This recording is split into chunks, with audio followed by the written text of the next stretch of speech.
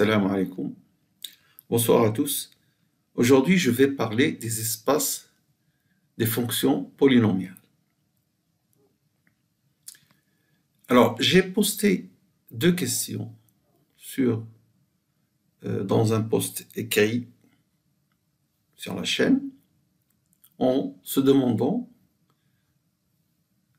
quelle est la dimension de l'espace des fonctions polynomiales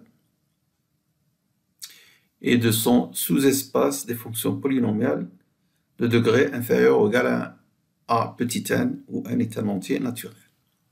Aujourd'hui, je vais répondre à ces deux questions.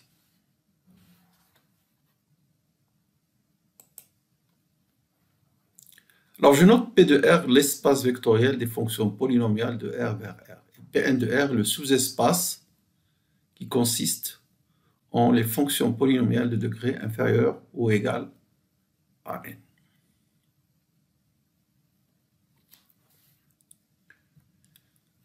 Alors, parmi les fonctions polynomiales, je considère les fonctions polynomiales définies ainsi que je nomme Pm de x. Pm de x égale x à la puissance m, qui sont des monomes. Des monomes, si je peux parler comme ça, parce que là, en fait, ce n'est pas des polynômes, c'est des fonctions monomiales, si on peut dire comme ça.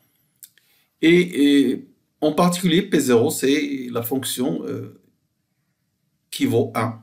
Fonction, donc, constante qui vaut 1. Alors, ces fonctions vont nous permettre de définir des systèmes libres, des familles libres dans P de R.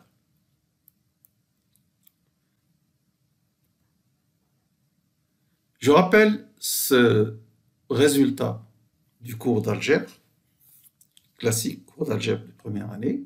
Si E est un espace vectoriel de dimension finie n, alors toute famille libre de E est de cardinal inférieur ou égal à n. C'est-à-dire, elle admet un nombre d'éléments inférieur ou égal à n. Si on dépasse n, la dimension, si on la dépasse strictement, le système est lié. Alors, la famille dont je vous parlais, que j'ai définie tout à l'heure, des fonctions Pm, si je la prends de P0, c'est-à-dire la fonction constante égale à 1 jusqu'à Pm, Pm de x égale xn, cette famille est libre dans P de R, quel que soit m. En effet,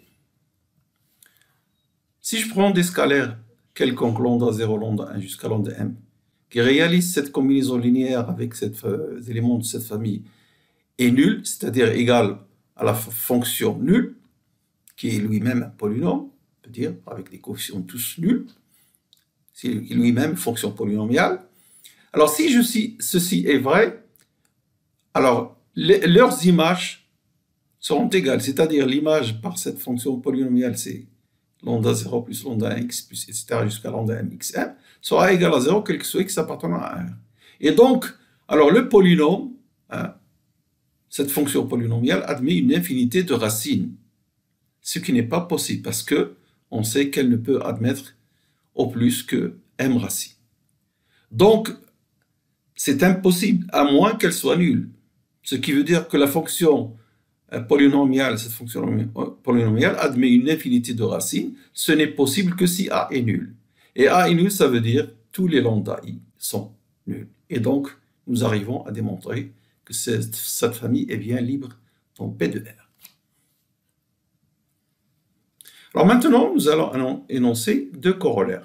Le premier, c'est que P de R est de dimension infinie. Pourquoi? Parce qu'il contient une famille libre, quelle que soit M, appartenant à une étoile.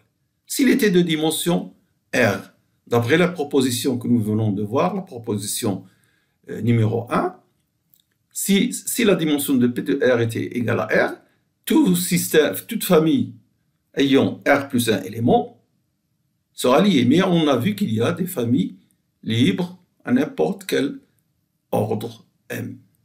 On l'a vu dans la proposition précédente. La voici. Cette famille est libre, quel que soit M. Donc, on voit bien que P de R est de dimension infinie. Alors, on entend par dimension infinie un espace vectoriel qui n'est pas de dimension finie, évidemment.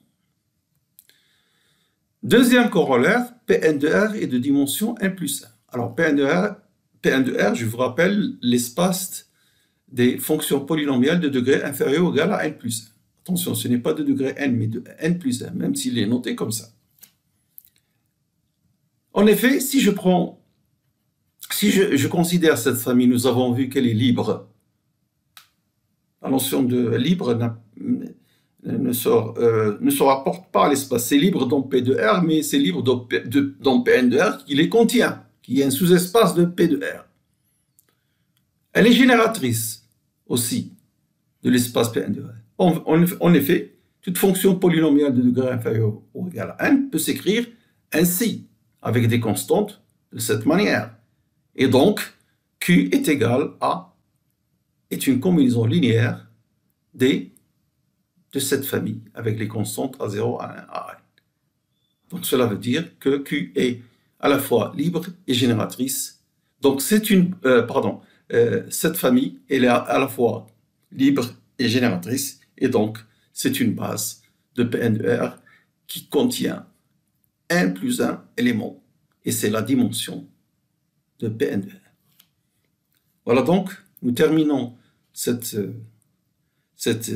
vidéo courte pour répondre à ces deux questions sur les espaces de fonctions polynomiales. Merci de votre attention. Au revoir.